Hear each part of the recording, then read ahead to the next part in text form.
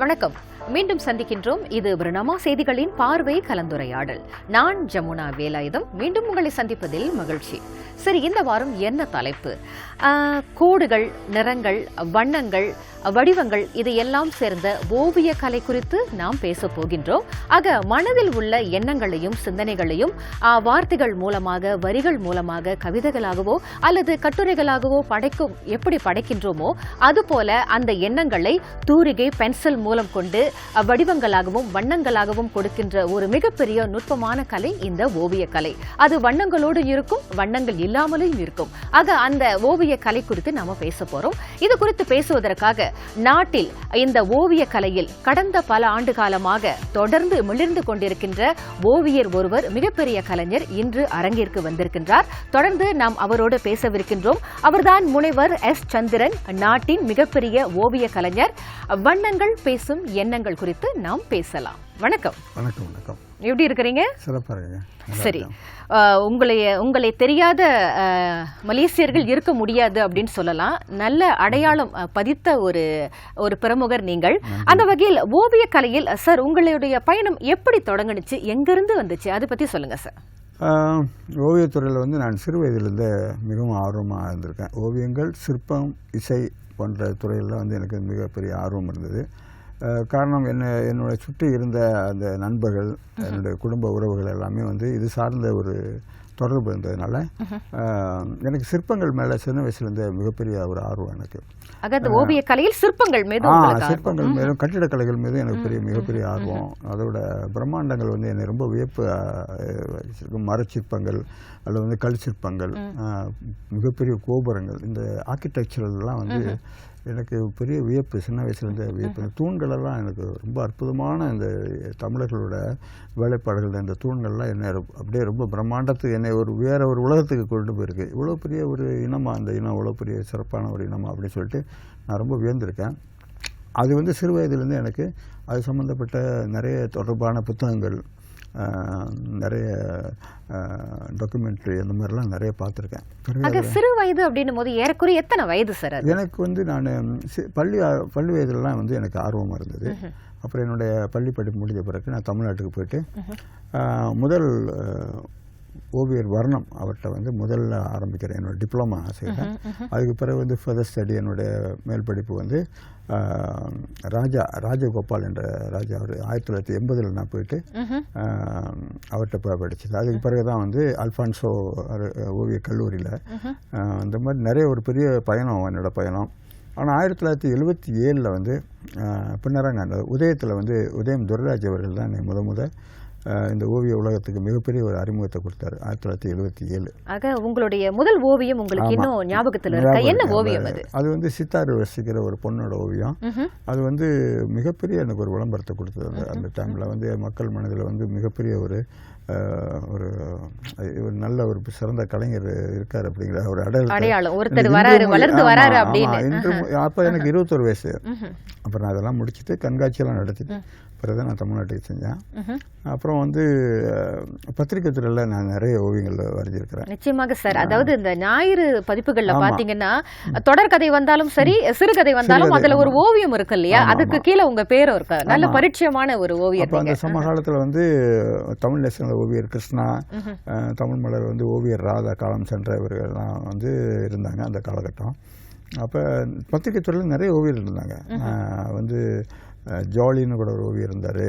அப்புறம் முகில்னு ஒரு ஓவியர். இவங்கெல்லாம் நிறைய பத்திரிகை துறையில் ஒரு எழுத்தாளர்கள் எப்படி அதிகமாக இருந்தாங்களோ, நிறைய இருந்தாங்களோ, அந்த மாதிரி ஓவியர்கள் இருந்த பத்திரிகை துறை மிகப்பெரிய காரணம் எங்களோட மக்களோட தொடர்புக்கு பத்திரிகை ஒரு மிகப்பெரிய காரணமாக இருந்தது. வார இதழ், மாத இதழ், டெய்லி எல்லாமே வந்தது. ஒரு ஆர்வத்தை கொடுத்துச்சு, ஒரு தளத்தை அது உருவாக்கி கொடுத்துச்சு. மக்களுக்கும் அந்த காலகட்டத்தில் பத்திரிகை படிக்கக்கூடிய பழக்கம் நிறையவே இருந்தது. அது ஒரு பெரிய ஒரு சிறப்பான காலகட்டம் அந்த காலகட்டம். சரிங்க சார், உங்களுடைய ஓவியங்களில் நீங்கள் அதிகமாக முக்கியத்துவம் கொடுக்கும் அம்சம் என்ன அம்சம்? எதுக்கு ரொம்ப ரொம்ப ஃபோக்கஸா, இதுக்கு தான் நான் என்னோட கவனம் இருக்கும் அப்படின்னா எதுல? மனித உருவங்கள், ஆபரணங்கள், அப்புறம் கட்டிடக்கலை பற்றி எனக்கு ஒரு நம்மளுடைய, அதாவது கடந்த காலத்தில் நம்ம முன்னோர்கள் உருவாக்கிய மிக நுட்பமான அற்புதமான சிற்பங்கள் எல்லாம் ஓவியத்துக்கு கொண்டாடணும் அப்படின்னு. சிற்பங்கள் தான், அதை வந்து ஓவியமாக படைக்கணும் அப்படிங்கிறது எனக்கு மிகப்பெரிய ஆர்வம். அது ஸோ அது ரொம்ப காலமாக நான் செஞ்சுட்ருக்கேன், ஆரம்ப காலங்கள்லேருந்து செஞ்சுட்ருக்கேன் நான் அதை. ஆக ஆபரணங்கள் அப்படி நீங்கள் சொன்னீங்க இல்லையா, ஆபரணங்கள் சொல்லும் போது நிச்சயமா சங்க இலக்கியங்கள் அப்படி தொட்டும் போது ஐம்பெரும் காப்பியங்கள் இருக்கிற எல்லாமே வந்து ஆபரணங்கள் வியக்கத்தக்க ஒரு அதே மிகப்பெரிய கலை. ஏன்னா இப்போ சிவக சிந்தாமணி, குண்டலகேசி, வளையாபதி, மணிமேகலை, சிலப்பதிகாரம் அந்த எல்லாமே ஐம்பெரும் காப்பியங்களே ஆபரணங்களே தான் தலைப்பா இருக்குது. அதில் வந்து எனக்கு வந்து ஒரு கிராண்ட் கொடுத்தாங்க MCF வந்து சிலப்பதிகாரமும் மணிமேகலையில் உள்ள ஆபரண ஆய்வு பற்றி நான் ஒரு ஆய்வு செஞ்சேன். ஸோ பொதுவாகவே இந்தியர்களோட சிற்பம், ஓவிய மற்றும் இந்த மாதிரி சேலை இவைகள்லாம் மிக உயர்ந்த படைப்புகளாக இருக்குதுன்ற வரைக்கும் வந்து அதோட படைப்புகள் மிக பிரம்மாண்டமானவை. ஆக இந்த ஆபரணங்களை தவிர்த்துட்டு பார்த்தோம்னா அந்த உடையில வந்து இந்த சேலை என்பது இந்த சேலையோட படைப்பே ஒரு கலை படைப்பு தான் சார். அதை பத்தி சொல்லுங்க சார். இப்போ உலகத்தில் வந்துங்க எல்லா இனத்தவர்களுக்கும் அவங்கவுங்களுக்கு தனியான ஒரு ஆடை இருக்கு, அடையாளங்கள் இருக்கு. அதில் தமிழர்களுக்கு உள்ள ஆடை அடையாளங்கிறது ரொம்ப வித்தியாசமானது. சேலைங்கிறது ஒரு மிகப்பெரிய ஒரு ஆர்ட் பீஸ். அது வந்து ஒரு ஓவியம் மாதிரி தான். அது வந்து அதுக்கு வந்து ஜிப்பு கிடையாது, பட்டன் கிடையாது, குக்கி கிடையாது, எக்ஸ் இல்லை, சைஸ் இல்லை. ஆமாம், அதை பார்த்தீங்கன்னா அது ஒன்று தான். ஆமாம், ஒன்று தான். ஸோ அதோட மடிப்பு பார்த்தீங்கன்னாக்கா தமிழ்நாட்டை பொறுத்தவரை, இந்தியாவை பொறுத்தவரை ஒரு 14 விதமான ஸ்டேட் இருக்குது, 14 விதமாக அதை வந்து கட்டுவாங்க. ஸோ இது ஒரு லாங் பீஸ், ஒரே பீஸ். ஸோ உங்களுக்கு சாய்ஸ்ன்னு சொன்னாக்கா மற்ற இனத்துக்கு கிடைக்கக்கூடிய அந்த நீங்கள் பார்த்தீங்கன்னா சாய்ஸுங்கிறது அவங்களுக்கு தேர்வுங்கிறது ரொம்ப குறைவான தேர்வு. ஆனால் சேலைக்கு வந்து உங்களுக்கு ஆயிரக்கணக்கான தேர்வுகள் இருக்கு உங்களுக்கு. நீங்கள் போதும் சொல்கிற அளவுக்கு அற்புதமான சேலை என்பது பெண்களோட உடையாக இருந்தாலும் கூட அது ஒரு ஓவியரா, ஒரு கலைஞரா நீங்கள் பார்க்கும் விதம் வந்து இப்ப எனக்கு புரிஞ்சது. அது வந்து உங்களுடைய கலை கண் பார்வை வந்து எவ்வளவு விசாலமா இருக்கு அந்த சேலை.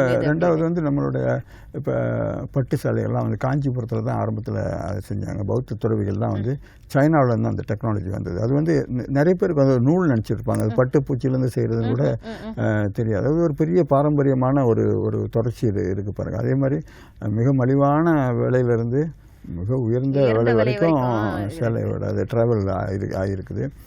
அதே மாதிரி வந்து ஆபரணங்களில் வந்து இந்த மாதிரி முத்து பவளம், இந்த மாதிரி மரகதம், அந்த மாதிரி அந்த மாதிரி நிறைய வந்து ஸ்டோன்ஸ் எல்லாம் வச்சு அந்த செய்யக்கூடிய அந்த ஆபரணங்களோட அழகு வந்து ஒரு மிகப்பெரிய அழகு. அதோட டிசைன்ஸ் வந்து ரொம்ப யூனிக். நீ உலகத்தோட எந்த இனத்தோட எந்த ஒருத்தவங்களோட நீ ஒப்பிட்டு பார்க்கும்போது மிகப்பெரிய அதிசயமாகவும் ஆச்சரியமாக இருக்குது அதோட டிசைன்ஸ் எல்லாம். அதாவது மனிதனோட, அதாவது நம்மளுடைய வாழ்வியலை தொட்டு இந்த கலை வந்து ரொம்ப ஒரு உச்சத்தை தொட்டிருக்கோம். நம்ம வந்து இப்போ நம்ம வந்து பின்னோக்கி பயணம் செல்லும்போது இப்போ வந்து திரைப்படங்களை விட்டுருங்க, கேமராவே ஒரு 200 years அது என்ன பின்னால் போனீங்கன்னா உங்களுக்கு ஒரு ராஜராஜ சோழன் ஒரு 1000 வருஷம், ஒரு மகாபலிபுரம் ஒரு 1400 வருஷம், அப்புறம் நீங்கள் அஜந்தா எல்லோரா அப்படியே போனீங்கன்னாக்கா 2006 வரைக்கும் போகுது, புத்தர் வரைக்கும் போகுது பாருங்க. அப்போ அந்த படைப்புகள், அந்த சிற்பங்கள், அந்த ஓவியங்கள்லாம் வந்து இப்போ சித்தன்ன வாசல்னு தமிழ்நாட்டில் ஒரு இடம் இருக்குது. அந்த ஓவியங்கள் வந்து மிக பழமையான ஓவியங்கள், சமண பௌத்த ஓவியங்கள். சீலிங் பெயிண்டிங் சொல்லுவாங்க, இந்த மேலே வரையக்கூடிய அந்த பெயிண்டிங்ஸு, இதெல்லாம் வந்து ஒரு பெரிய இன்ஸ்பிரேஷனுங்க. இப்போ நீங்கள் சொன்னீங்களா இந்த சிற்பக்கலைகள் அப்படின்னு சொல்லும்போது நிச்சயமாக தமிழ்நாட்டில் இந்த மகாபலிபுரத்தில் வந்து அதை பற்றி சொன்ன அனுபவங்கள் சொல்லுங்க சார். பல்லவர்களோட சிற்பக்கலை ரொம்ப அற்புதமான, அது மரம் கிடையாது, சிமெண்ட் கிடையாது, வெறும் கல்லில் தான், குடைவரை சிற்பங்கள் தான் அதில். ஆனால் அதோட வடிவமைப்பு, அதோட பிரம்மாண்டங்கிறது ரொம்ப பெருசுங்க. அது காலத்தை வெல்லக்கூடிய ஒரு மீடியான்னு சொல்லுவாங்கள்ல, ஒரு பொருள் தேர்ந்தெடுத்திருக்காங்க பாருங்கள். அது வந்து மரம் கிடையாது, அதில் வந்து எல்லாமே கல் தான். ஸோ கல்லில் வந்து ஒரு மீடியமாக தேர்வு பண்ணது இன்றைக்கி எவ்வளோ ஆண்டுகளை கடந்து கூட அவ்வளோ புதுசாக இருக்குது. இன்னும் அதுதான் சார் ஒரு வரி இருக்கா, கல்லிலே கலைவண்ணம் கண்டார் அப்படின்ற மாதிரி. அந்த ஒரு கல் அப்படின்னு நம்ம சொல்ல முடியல, அந்த சிற்பமாக்குறது காலத்தை வெல்லக்கூடிய ஆற்றல் அந்த இதுக்கு இருக்குது, அந்த சிற்பங்களுக்கு இருக்குது அப்படிங்கிறது அது ரொம்ப ஒரு அற்புதமான மீடியம், ஃபர்ஸ்ட் கிளாஸான ஒரு ஒரு மிகப்பெரிய ஒரு ஒரு அறிவார்ந்த சமூகத்தோட அடையாளம் இதெல்லாம். ஒரு பெரிய அடையாளம் தான் அது. ஓவியங்கள் பல வகை, அதில் நீங்கள் தேர்ந்தெடுக்கும் வகை எது சார்? நான் வந்து ஓவியங்கள் வந்து மனித உணர்வுகளை தொடக்கூடிய ஓவியம் என்பது புகைப்படத்தை அப்படியே காப்பி பண்ணுறதில்ல. ஒரு முகத்தை வந்து அப்படியே வரையணும். ஆர்ட்ங்கிறது வந்து இம்ப்ரெஷன் சொல்லுவாங்க, அதாவது உணர்வுகளை சொல்கிறது தான் ஓவியம். ஆமாம், அதுக்கு வந்து மொழி கிடையாது, உணர்வு தான் அந்த மொழி. உணர்வு என்பது வெளிப்பாடு. ஆமாம்மா, எண்ணத்தின் அந்த எண்ணத்தின் வெளிப்பாடை நீங்கள் வந்து உங்களுக்கு சொல்ல தெரியணும். அது அவ்வளவு சுலபமா கைக்கு வராது. எல்லாருக்கும் புரியாது இல்ல சார். இப்ப ஒரு வரிகள் மூலமா எழுதும்போது, ஒரு கவிதை பாத்தீங்கன்னா ஒரு கவிஞர் எழுதும்போது என்ன சொல்ல வரான்னு அது படிச்சவங்களுக்கு மட்டும்தான் அது புரியும். ஆமாம், திருக்குறளே. ஆமா, இப்ப திருக்குறள் இருக்கு. இப்ப தொற்றனை தூர மணற்கேணி மாந்தர் கற்றனை தூரம்னா இது என்ன தமிழா இல்லை என்ன சொல்றாங்க? அப்ப அதுக்கு ஒரு அவங்க என்ன நினைக்கிறாங்கன்னா, இதுக்கு ஒரு தெளிவுரை தேவைப்படுது. அப்போ நம்ம வந்து அது தெளிவுரை மூலமாக தான் அதை கற்றுக்கிறோம். அந்த மாதிரி இப்போ ஒரு மியூசிக் நோட்ஸ் இருக்குது, அதை நம்ம மற்றவங்கள்ட்ட கொடுத்தோம்னாக்கா மியூசிக் தெரியாதவங்க அது ஏதோ கிறுக்கல் அப்படின்னு ஏதோ கோடுகள் மாதிரி இருப்பாங்க. அது எப்படி ஒரு இசைக்கல் எங்களுக்கு கொடுக்கும்போது அவ்வளோ அழகாக அதை வாசிக்கிறாங்க அப்படிங்கும்போது, அப்போ அந்த சவுண்டு எழுத்தாக இருக்குது பாருங்கள், எழுத்தாக இருக்குது. இப்போ வந்து ஒரு மரத்துக்குள்ளே வந்து நெருப்பு இருக்குது அப்படின்னு சொன்னால் எங்கே இருக்குது அப்படின்னு கேட்பாங்க. அந்த மரத்தை வந்து அவங்க தேய்க்கும் போது நெருப்பு வருது. ஒரு கல்லுக்குள்ளே நெருப்பு இருக்குது. இது ஹிடனாக என்ன சொல்லுவாங்கன்னா, பல விஷயங்கள் வந்து இயற்கையை வந்து மறைமுகமாக தன்னோட அதிர்வுகளை வெளிப்படுத்திக்கிட்டே இருக்குது. அதை மனித கலைஞர் தான் ரசிக்கிறான், ரொம்ப நுட்பமா அதை பார்க்குறாங்க. வந்து உலகத்தை பாருங்க, நிசப்தம் என்பது மிக குறைந்த ஒளியே நிசப்தம்.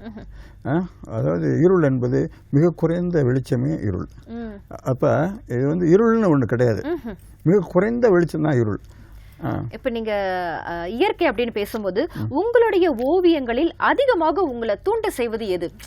கற்பனையா, இல்ல இயற்கையா, இல்ல சமூக நிகழ்வுகளா? இதை பார்த்தா எனக்கு வரையணும், இதுதான் எனக்கு மிகப்பெரிய தூண்டுகோல் அப்படின்னு எது அதிகம் சொல்லுவீங்க? எனக்கு பின்னோக்கிய பயணங்க. இப்போ வந்து நான் அஜந்தா, எல்லோரா, பூரோபுடோர், அங்கோர்வாட், பரமனான், இதெல்லாம் வந்து மிக பிரமாண்டமான மனித படைப்புகள்ங்க. இது வந்து இந்த இனத்தோட மிகப்பெரிய அடையாளங்கள். இதுக்கு மீறி ஒன்று நீங்கள் சொல்கிறதுக்கு ஒன்றுமே இல்லை. இலக்கியங்களில் சொல்கிற மாதிரி மிகப்பெரிய பிரம்மாண்டங்கள். இதுதான் என்னை வந்து ரொம்ப எல்லா காலங்கள்லையுமே வந்து தூண்டுதலாக இருந்திருக்கு. இந்த இசை கூட இந்திய இசையில் வந்து மிக உயர்ந்த இசை படைப்புகள்லாம் இருக்குது ஆரம்ப காலங்கள்லேருந்து. எனக்கு வந்து ஓவியத்துறையில், இசைத்துறையில் இருக்கிற மாதிரி உலக திரைப்படங்கள், அந்த மாதிரி நிறைய கட்டிடக்கலை நுட்பங்கள், இது அப்புறம் கவிதை, இலக்கியம், அந்த மாதிரிலாம் எனக்கு ரொம்ப பெரிய ஆர்வம். அதாவது ஒரு கலைஞர் வந்து ஒரு கலையை கற்றுக்கொள்பவர் வெறும் அவருடைய ஃபோக்கஸ், ஒரு கவனம் வந்து இந்த ஒரு கலையில் மட்டும் இருக்காது அப்படின்றது இப்போ உங்களை சார்ந்து எனக்கு தெரியுது. பார்க்கறது எல்லாமே உங்களுக்கு கலை தான். நான் ஒரு பொண்ணை வரையணும், அந்த பொண்ணோட நகையை வரையணும், சேலையை வரையணும், அவங்களோட ஹேர் ஸ்டைல் எல்லாமே வந்து நம்ம அதை நுட்பமாக கவனிச்சா தானே, பார்வையே கலை பார்வை தான். அப்படி பண்ணால் தான் அது நம்ம வெளிப்படுத்த முடியும். ஸோ உணர்வுகளை வெளிப்படுத்தக்கூடிய ஆற்றல் வந்து உடனே வராது, பல காலங்கள் ஆகும். ரெண்டாவது வந்து உங்களுடைய ஆற்றலையும் திறமையும் அங்கீகரிக்கக்கூடிய சமூக அங்கீகாரங்கிறது வந்து கற்றவர் சபைன்னு ஒன்று இருக்குது. இப்போ ஆர்ட் கேலரிலாம் இருக்காங்க. ஆர்ட் கேலரியில் வந்து நீங்கள் எல்லாரும் பெயிண்டிங் போய் விற்க முடியாது. ரெண்டாவது ஆக்ஷன், அந்த மாதிரி ஆண்ட்ரி பிக்சர் ஆக்ஷன்லாம் வந்து நீங்கள் எல்லாரும் உங்கள் பெயிண்டிங்கை கொண்டு போய் அங்கே வைக்க முடியாது. ஸோ அங்கே வந்து ஓவியத்தை கற்றவர்கள், ஓவியங்கள்லாம் என்னென்னு தெரிஞ்சவங்க அங்கே இருக்காங்க. ஸோ அவங்க தேர்வு செய்வாங்க. ஸோ அந்த மாதிரி நம்ம அந்த மாதிரி இடத்துக்கு போகும்போது தான் நம்மளுடைய உண்மையான ஒரு நம்மளோட ஆற்றல் வந்து வெளிப்படும். ரெண்டாவது, இன்றைக்கி மலேசியாவை பொறுத்தவரையில் மலை சகோதரர் இருக்காங்க, சீன சகோதரர்கள் நம்ம இருக்கோம். ஸோ நம்மளுக்குள்ளே வந்து போட்டி நடத்தி நம்மளே பரிசு வாங்கிக்கிறதெல்லாம் வந்து பெரிய விஷயமே கிடையாது. ஸோ இந்த 3 இனமும் இந்த துறையிலலாம் பெரிய ஈடுபாடு காட்டுறாங்க. அவங்களோட நம்ம அவங்களுக்கும் நம்ம வந்து அவங்க பாராட்டுற அளவுக்கு நம்மளுடைய ஆற்றலை வளர்க்குறது தான் வந்து மிகச்சிறந்த ஒரு ஓவிய பயணமாக இருக்கும். நான் அதை செஞ்சுட்டு தான் இருக்கேன் தொடர்ச்சியாக. சரிங்க சார். அப்படி அனைத்துலக ரீதியில் உங்களுக்கு கிடைத்த மிகப்பெரிய அங்கீகாரங்கள் எது அப்படின்னு நீங்கள் நான் வந்து அங்கீகாரம்னு சொன்னாக்கா, நான் வந்து 90s வந்து பப்ளிக் பேங்கில் வந்து ரெசிடென்ட் ஆர்டிஸ்ட் அண்ட் கன்சல்டன்ட், ஆஸ்தான ஓவியராக ஒரு 5 ஆண்டுகள் அங்கே பணியாற்றினேன். தமிழ் பத்திரிகைகளுக்கு அப்புறம் நான் வந்து பப்ளிக் பேங்க் போயிட்டேன். பப்ளிக் பேங்க்ங்கிறது ஒரு பெரிய இந்த நாட்டிலோட பெரிய வங்கி. அந்த வங்கியில் வந்து ஒரு ஆஸ்தான ஓவியராக எனக்கு ஒரு டாக்டர் நோடி சொல்லட்டு என்னுடைய பெரியவராக இருந்தார். அதுக்கு பிறகு வந்து நான் தேசிய ஓவிய கலைக்கூடத்தில் கண்காட்சி பிரிவு தலைவராகவும் அந்த டெவலப்மெண்ட் போர்ட்லேயும் நான் வந்து இருந்தேன். ஸோ இதெல்லாம் ஒரு பெரிய அங்கீகாரமாக இருக்குது. நிறைய விருதுகள் கிடச்சிருக்கு. கலைஞர் மாதிரி மிகப்பெரிய கலைஞர்கள்லாம் என்னை பாராட்டியிருக்கிறாங்க. அடுத்த கேள்வி அது தொடர்பாக தான் சார் கேட்க வந்தேன். கலைஞர் கருணாநிதி, இசைஞானி இளையராஜா, அம்மா பி சுசிலா, இவங்களோடு உங்களுடைய கலை சார்ந்த அனுபவங்கள் நிறைய இருக்கு இல்லையா? நிறைய இருக்குது. நான் ஆரம்ப காலத்துலேருந்தே வந்து 70ஸ்லேயே வந்து நான் சுசிலா அம்மாவோட என்னோட குடும்ப லெவலில் எனக்கு தொடர்பு உண்டு. நான் ஆரம்ப காலத்துலேருந்தே அவங்களோட ரொம்ப தொடர்பு. நான் அவங்களோட மிகப்பெரிய ரசிகன். லதா மங்கேஷ்கர் மாதிரி சுசிலா அம்மா எனக்கு ரொம்ப பிடிக்கும். அவங்க பாடல்கள்லாம் நான் எப்போ கேட்காதனாலே கிடையாது. ஸோ உங்களோட ஓவியங்கள் பார்த்து என்ன சொல்லியிருக்காங்க? அவங்க ரொம்ப எப்போதுமே ரொம்ப பாராட்டுவாங்க. நான் அவங்களோட பெயிண்டிங்லாம் செஞ்சு கொடுத்துருக்கேன். அவங்களோட பெயிண்டிங்கை நான் வரைஞ்சி கொடுத்துருக்கேன். ஸோ அதே மாதிரி இளையராஜா வந்து அவருக்கு மிகப்பெரிய ஜீனியஸ், இந்த நூற்றாண்டின் மிகப்பெரிய கலைஞன். அவர் வந்து அவர் என்ன பண்ணாங்க, இந்த கோவிட் டைமில் வந்து ஒரு ப்ரோக்ராம் செஞ்சாங்க. அதில் வந்து மலேசியா, சிங்கப்பூர், இந்தியா, இந்த ஸ்ரீலங்கா, அந்த மாதிரி நிறைய ஓவியர்களை தேர்வு பண்ணி அவரோட பாடலுக்கு இசைக்கு ஓவியம் வரைகிற மாதிரி பண்ணினாங்க. அது வந்து எனக்கு அந்த வாய்ப்பு கிடைச்சிது. ஸோ நான் அது யூடியூப்பில் இருக்குது. அது இளையராஜா ஆன் கேன்வஸ்னு நிறைய வியூவர்ஸ் பார்த்துருக்காங்க. உலகம் முழுவதும் அது இப்போ போயிட்டுருக்கு. ஸோ நாங்கள் வரும்போது அவர் நேரடியாக பார்ப்பார். தூரிகை மூலமா வருந்தீங்க? இல்லை, தூரிகையில் அந்த பின்னால் வந்து அந்த ஸ்டிக், அந்த குச்சி இருக்குல்ல, அந்த அதில் நான் வந்து கொஞ்சம் டிஃப்ரெண்டாக பண்ணேன், ஒரு ப்ரௌன் ஸ்கெட்ச் மாதிரி. அது ரொம்ப சிறப்பாக இருந்தது, ரொம்ப பாராட்டினாரு. ஸோ அடுத்ததாக கலைஞர் கருணாநிதி. ஆமாம், கலைஞர் வந்து ஏன்னா அவருடைய குரலோவியம் பாத்தீங்கன்னா அதுல அந்த அவருடைய கட்டுரைகள் ஒரு ஓவியம் இருக்கும் இல்லையா குரலோவியத்துல, அந்த ஓவியமே பார்க்கறதுக்கு ஒரு வியப்பா இருக்கும். ரொம்ப அந்த வரிகளுக்கு ஏத்த மாதிரி இருக்கும். அப்ப கலைஞருக்கு பிடிச்ச கலைஞர் என்ன சொன்னாரு? அது அதாவது துன் சாமுவேல் அவரோட அலுவலகத்தில் வந்து என்னோட பெயிண்டிங் இருந்தது. அதை பார்த்துட்டு கேட்டாராம், இது வந்து யாரோட பெயிண்டிங் அப்படின்னு. இப்போ எங்கள் நாட்டில் உள்ள ஓவியர் அப்படின்ட்டு ரொம்ப பிரமா இருக்குது. நான் பக்கத்தில் போயிட்டு அவர் நிறைய புகைப்படம் எடுத்து செய்தித்தாளில் வெளிவந்தது. இப்போ நிறைய நண்பர்கள் சொன்னாங்க, அந்த மாதிரி உங்கள் கலைஞர் வந்து உங்கள் பெயிண்டிங் பக்கத்தில் நிற்கிறாரு, படம் இருக்குது, எடுத்திருக்காங்க. அப்புறம் தகவல் கிடைச்சிது. அப்புறம் அவர் என்னை பார்க்க விரும்புன்னு தான் சொல்லியிருந்தார். அப்புறம் இந்தியன் ஹை கமிஷனர் வந்து சஹாய் அவர் எனக்கு அழைச்சி நீங்கள் வந்து பாருங்கள் அப்படின்னு சொன்னார். அப்புறம் போய் பார்த்தேன். ஒரு பிரதி இருந்தது என்கிட்ட, அதே அந்த பெயிண்டிங்கோட பிரதி. அது கொடுத்த ரொம்ப மகிழ்ச்சி அடைஞ்சார். பத்திரிகையில் எல்லாமே அந்த செய்தி வந்தது. அவர் கலைஞரை கவர்ந்த கலைஞர் அப்படின்னு சொல்லிட்டு இப்போ தலைப்பெல்லாம் போட்டு செய்தியெல்லாம் வந்தது. அது ரொம்ப சிறந்த விஷயங்கள் நிறைய. இந்த மாதிரி ஒரு பெரிய கலைஞரோட ஒரு ரசிகன் நான். அவர் ஒரு மிகப்பெரிய கலைஞர். அவரால் அடையாளம் கொள்ள முடியுது இந்த கலைஞர் ஒரு சிறந்த கலைஞர். ரொம்ப ஒரு நுட்பமாக அதை பார்த்துட்டு டத்தோஸ்ரீ வந்து துன் வந்து ரொம்ப தரம் சொன்னார் என்கிட்ட.